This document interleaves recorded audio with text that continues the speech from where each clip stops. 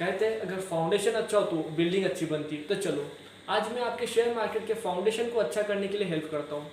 Hello guys, I am Vaibhav Samrit and welcome to my YouTube channel.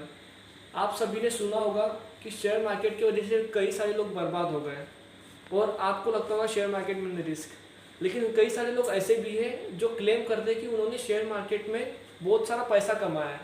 तो ऐसे में ना कन्फ्यूजन होना तो लाजमी है। आप सभी को लगता होगा कि शेयर मार्केट में सिर्फ बड़े बड़े बिजनेसमैन ही इन्वेस्ट करते हैं, पर नहीं, ऐसा बिल्कुल भी नहीं है। आपको ये वीडियो देखकर समझ में आ जाएगा कि शेयर मार्केट में कोई भी इन्वेस्ट कर सकता है। आपको इस वीडियो में बताया जाएगा कि शेयर मार्केट के प्लेटफॉर्म की ज़रूरत क्या पड़ी थी और शेयर मार्केट इन दो वर्ड्स का एग्जैक्टली मीनिंग क्या है।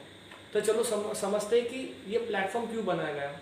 इस तरह बदलो कि कुछ लोग हैं जिन्हें ना कंपनी बनानी है, जिनके पास कंपनीज के आइडियाज़ है, स्ट्रैटेजीज है, बिजनेस आइडियाज़ है, बस उनके पास कमी है तो सिर्फ पैसों की। और दूसरे साइड ऐसे लोग हैं जिनके पास इन्वेस्ट करने के लिए बहुत सारा पैसा है, लेकिन उनके पास कोई अच्छा प्लेटफॉर्म नहीं है जहाँ पर वो अच्छा इन्वेस्ट कर सके, जहाँ से उनको अच्छा रिटर्न मिल सके। इसलिए गवर्नमेंट ने एक प्लेटफॉर्म बनाया है जिसे हम शेयर मार्केट के नाम से जानते हैं। ये जो शेयर मार्केट है इसको एक गवर्नमेंटल बॉडी रेगुलेट करती है जिसको हम कहते हैं सेबी। इस प्लेटफॉर्म में ना इन्वेस्टर कंपनी के प्लान्स, उसकी बिजनेस आइडियाज और फ्यूचर ट्रेंड्स को देखकर अपने लिए कुछ ऐसी बेस्ट कंपनीज चूज करती है जहां पर वो इन्वेस्ट कर सकें। तो इस तरह इस प्लेटफॉर्म से कंपनी को फंड भी मिल जाता है जिसके वजह से वो अपनी कंपनी को एक्सपांड कर सकते हैं और इन्वेस्टर को कुछ अच्छी कंपनीज मिल सकती है जहां पर वो अपनी हिस्सेदारी खरीद सकते हैं। तो इसीलिए शेयर मार्केट जैसी कंसेप्ट मार्केट में लाया गया है। शेयर मार्केट, अब समझते हैं इन दो वर्ड्स का मतलब क्या होता है। शेयर मतलब होता है to distribute something in two और मोर पार्ट्स। शेयर मार्केट में ना जो प्रमोटर होते हैं वो अपनी हिस्सेदारी इन्वेस्टर के साथ शेयर करते हैं। मतलब वो इन्वेस्टर से कुछ पैसा लेते हैं जिससे वो कंपनी के मीन्स बिजनेस को एक्सपांड करने के काम आ सकते हैं, जिससे उनको अच्छा प्रॉफिट मिल सकता है। और वो उनसे पैसे तो लेते हैं पर उसके बदले वो उन्हें अपने कंपनी की कुछ हिस्सेदारी दे देते हैं। कहते हैं ना भाई मैंने इस कंपनी के शेयर खरीदे, मैंने इस कंपनी के शेयर खरीदे। इसका मतलब क्या होता है, उन्होंने उस कंपनी में हिस्सेदारी खरीद ली। ये प्रमोटर क्या होता है ये जान लीजिए। प्रमोटर अगर आपके लैंग्वेज में मैं बताऊं तो प्रमोटर होता है कि जो कंपनी बनाता है, जो कंपनी के सारी लीगल एक्टिविटीज फुलफिल करता है।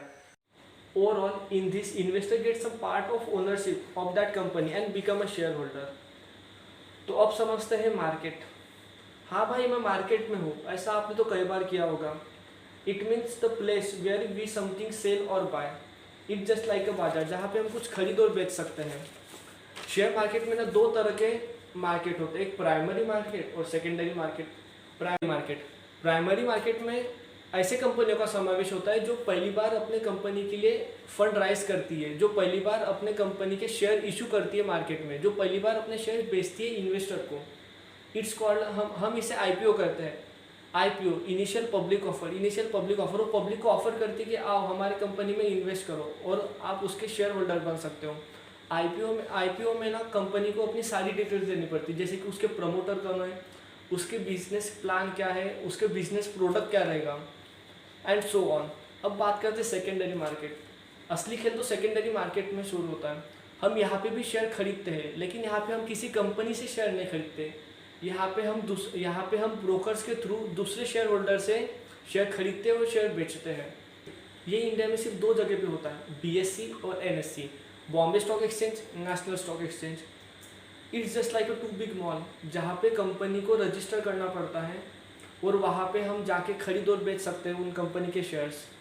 और सबसे इम्पोर्टेंट बात तो ये है कि आप सबको लग रहा होगा one share it means the 1% of ownership of that company. नहीं, ऐसा बिल्कुल नहीं है। इसे हम एक एग्जाम्पल के तरीके से समझते हैं। ऐसे समझिए कि एक कंपनी है जिसे 1 लाख रुपए की ज़रूरत है, वो 1 लाख रुपए राइज करेगी मार्केट में। अगर वो कंपनी पे डिपेंड होता है कि उसके एक शेयर की वैल्यू उसको कितनी रखनी है। अगर उस कंपनी ने एक शेयर की वैल्यू 10 रुपये रखी और आपके पास 500 रुपये, आपने उस कंपनी को 500 रुपये दिए, इट मीन्स आपने उस कंपनी के 50 शेयर खरीदे, क्योंकि 50 × 10 = 500।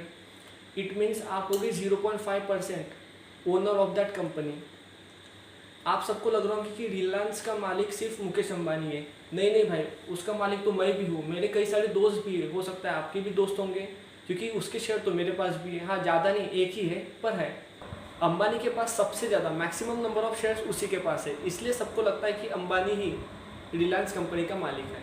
तो ये बिल्कुल मत सोचिए कि सिर्फ बड़े बड़े बिजनेसमैन ही इन्वेस्ट कर सकते हैं। आप और मेरे जैसे कई लोग ऐसे बड़े बड़े कंपनियों में इन्वेस्ट कर सकते हैं।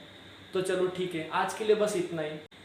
आई होप कि आपको समझ में आया होगा कि शेयर मार्केट में क्या होता है।